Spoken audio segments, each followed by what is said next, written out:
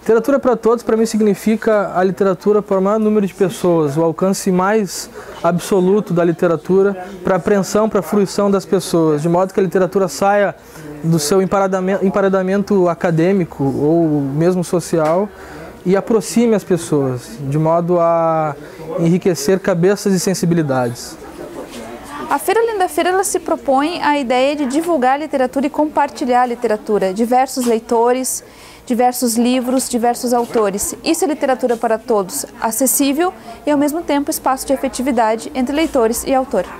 Eu acho que quando a gente pensou em literatura para todos, essa frase bateu de uma forma muito parecida em todos nós, né? Ela pode até, em determinado momento, soar como algo um tanto pretensioso, mas curiosamente nós a vimos logo desde o princípio como um aspecto inverso disso, um aspecto singelo que a frase tem, que era simplesmente disseminar a literatura, ou melhor, fazer com que a literatura, que já é disseminada até certo ponto, que acontece em muitos lugares, pudesse ser vista, enxergada, pudesse ser ao mesmo tempo, em alguns casos, reerguida ou sublinhada, né? E que as pessoas pudessem esbarrar na literatura com uma facilidade ainda maior.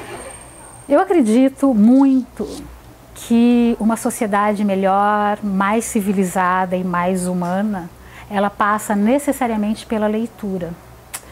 Então, leitura para todos, eu acho que é um sonho meu e de muita gente, que acredita que só através do conhecimento, e que o conhecimento está nos livros, é que a gente vai ter uma sociedade melhor.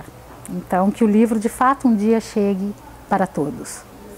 Eu acho que é propiciar espaços de discussão, ampliação desses espaços, para quem gosta de literatura, para quem gosta de livro, aproximar o leitor dos autores e fazer justamente essa mediação entre os autores, os livros e os leitores.